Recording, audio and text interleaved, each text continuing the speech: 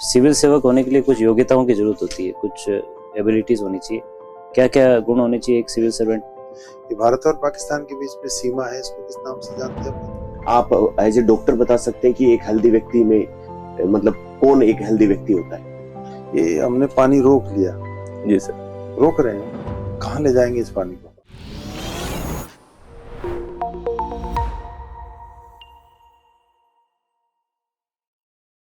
मैं कम इन सर। आ जाइए। Good afternoon sir. Good afternoon, बैठिए। तो अपनी एजुकेशन के बारे में बताएं हमें कुछ। सर मैंने 10th class Satyavati senior secondary school Masuda Beawar से किया है। 12th class Satyavati senior secondary school Masuda Beawar से किया है।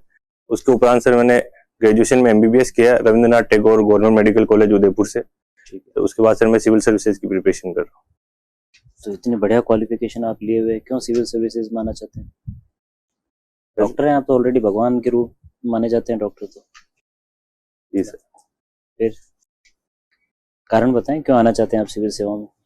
सर सिविल सर्विसेज में आने का मेरा एक तो सर जो देश की और जो राज्य की प्रीमियर सर्विसेज है, इसके अंदर काम करने का एक अलग एक्सपोजर मिलता है और जो आपके काम का इम्पैक्ट है वो भी एक काफी बड़े लेवल पे होता है। डॉक्टर भी तो समाज की इतनी बड़ी सेवा कर सकता है। हाँ सर। खैर, सिविल सेवक होने के लिए कुछ योग्यताओं की जरूरत होती है, कुछ एबिलिटीज होनी चाहिए। क्या क्या गुण होने चाहिए एक सिविल सर्वेंट? एक हार्ड वर्किंग होना चाहिए, डिसिप्लिन होना चाहिए, पंचुअलिटी होनी चाहिए, डिसीजन मेकिंग होनी चाहिए और लीडरशिप की क्वालिटीज होनी चाहिए। अच्छा, आपको लगता है आप में लीडरशिप स्किल है? जी सर। तो मुझे ऐसा कोई इंसिडेंस बताएं आपके जीवन का जहां आपने लीडरशिप शो की हो। जैसे कॉलेज स्कूल टाइम्स की है सर, जब वॉलीबॉल टीम का सर मैं कैप्टन था, उसमें सर मैं डिस्ट्रिक्ट टूर्नामेंट में हमारी टीम की 2 बार रैंक लगी थी, सेकंड रैंक। उसके बाद मैंने स्टेट में भी पार्टिसिपेट किया था वॉलीबॉल में। ठीक है। तो अभी आप वर्तमान में कहाँ पोस्टेड है? सर इटर्नल हॉस्पिटल जयपुर के अंदर। किस तरह का प्रोफाइल रहता है, क्या काम करना होता है यहाँ पे? सर इसमें मेरी जो पोजीशन रेजिडेंट डॉक्टर्स की है, इसके अंदर जो पेशेंट सर जो वार्ड्स के अंदर एडमिट रहते हैं उनका ट्रीटमेंट का काम रहता है। जैसे पेशेंट को आ रहा है तो उसका इनिशियल एडमिशन लेना, उसकी क्या क्या इन्वेस्टिगेशंस होगी, क्या क्या मेडिसिन चार्ट होगी और उसका आगे क्या फर्दर कोर्स ऑफ ट्रीटमेंट रहेगा, वार्ड के लायक है या फिर वो उसके कंडीशन ऐसे डिटोरेट होती है ज्यादा, फिर उसको ICU में शिफ्टिंग करना और सही होता है तो फिर उसको बाद में प्रॉपर डिस्चार्ज मेडिसिन के साथ बाद में रिलीव करना। ठीक है। यहाँ कितना पैकेज है आपका लगभग? सर इसमें लगभग 6 लाख के आसपास। मंथली? नहीं, ईयरली। ठीक है। एक अच्छी हेल्दी लाइफ स्टाइल को आप कैसे डिफाइन करेंगे? सर अगर हेल्थ की डेफिनेशन के ऊपर जाएं तो health is state of physical mental and social wellbeing. इसके लिए हेल्दी लाइफस्टाइल के सर जो बेसिक्स है कि एक सबसे पहले हेल्दी फूड जो कंजम्पशन हो और अनहेल्दी चीज उनको हम अवॉइड करें, और जैसे कि हम लाइफस्टाइल के अंदर कुछ मॉडिफिकेशंस करें, जैसे कि डेली जो एक्सरसाइज है, मॉर्निंग वॉकिंग है या योगा की क्रिया है, इनके साथ कर सकते हैं। और जो हमारा जो एनवायरनमेंट है और जो हमारे आसपास लोगों से पॉजिटिव माइंडसेट के साथ हम रहें तो एक हेल्थ का अच्छी डेफिनेशन हो सकती है। अभी करंटली हमारे सोसाइटी के सामने सबसे बड़ा हेल्थ चैलेंज क्या है? अभी सर जो वर्तमान में सबसे ज्यादा चल रहा है अभी तो नॉन कम्युनिकेबल डिजीज का चल रहा है सर। तो जो इंडिया है उसको डायबिटिक कैपिटल भी परिभाषित किया जा रहा है और हमारा जो कंजम्पशन पैटर्न है जो अभी कैलोरी बेसिस पे ज्यादा है, उसके कारण हमारी जो डायबिटीज है, जो नॉन कम्युनिकेबल डिजीज है, वो बढ़ती हुई जा रही है। तो क्या इसके लिए कोई सरकार की कोई योजनाएं वगैरह है या सरकार कोई ऐसा अवेयरनेस प्रोग्राम्स वगैरह चलाती है?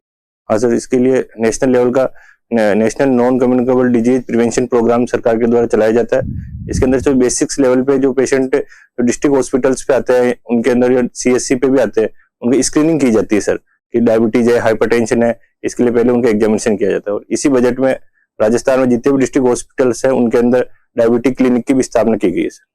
ट्यूबरक्लोसिस को लेकर भी अभी सरकार ने बहुत बड़ा कैंपेन चलाया हुआ है, बताओ उसके बारे में। सर जो एंड TB स्ट्रेटेजी सरकार ने अपनाई हुई है, जो नेशनल ट्यूबरक्लोसिस एलिमिनेशन प्रोग्राम का हिस्सा है, उसके तहत 2025 तक हमने देश को TB मुक्त करने का लिया है, जो कि जो यूनाइटेड नेशन के सस्टेनेबल डेवलपमेंट गोल है उससे भी 5 ईयर पहले है। उसके साथ जो मेन स्ट्रेटेजी उसके अंदर ये है कि जो TB की इंसिडेंस रेट है वो 80% कम हो, यानी कि 80% लोग TB से संक्रमित ही नहीं हो।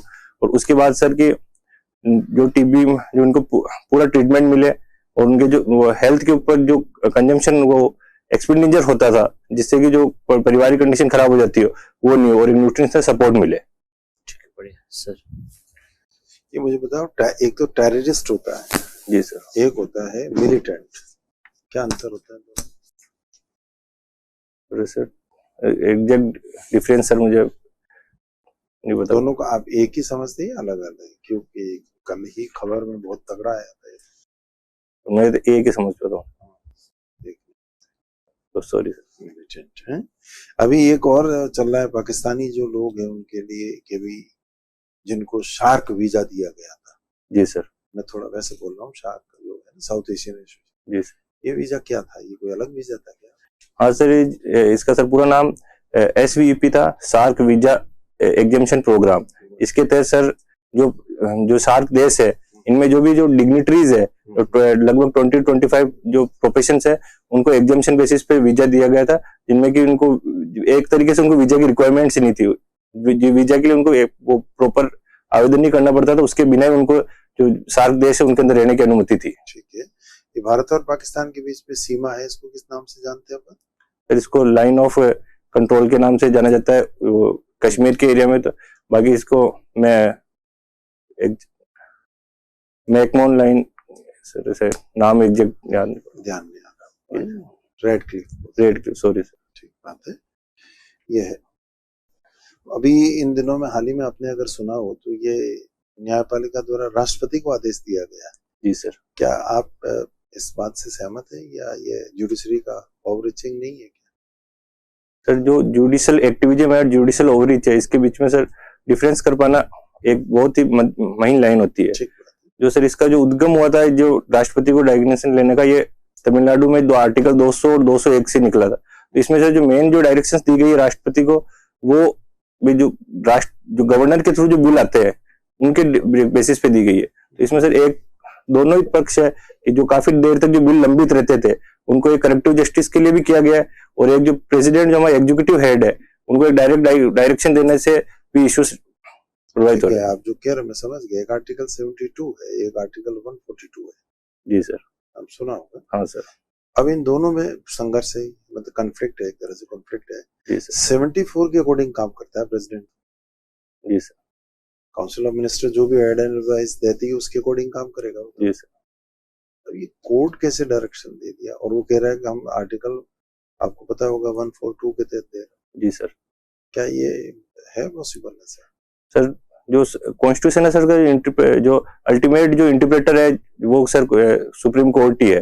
तो उसके थ्रू डायरेक्शन जो कॉन्स्टिट्यूशन की जो डायरेक्शन है सुप्रीम कोर्ट से दे सकता है किसी मामले में। 142 के मामले में वो जुडिशरी के काम जो है, सॉरी लेजिस्लेचर के जो काम है उसमें कर सकता है। जी। एग्जीक्यूटिव और प्रेसिडेंट को देखे। एनीवे, खैर अभी बताएंगे आपको इस बारे में भी। अब हमारी बात आती है कि आपका जो अजमेर जिला बना है, ब्यावर, सॉरी, ये कितनी तहसीलें तोड़ी है इसमें अजमेर की? अजमेर की सर 2 तहसील तोड़ी है। कौन कौन सी तहसील? 3 हो गई सर, मसूदा, ब्यावर और विजयनगर। पाली की सर 2 तहसील है, रायपुर और जैतारण। इन दोनों को ले लिया। जी सर। तो अब आपके जिले के सामने क्या क्या चैलेंजेस आ गए?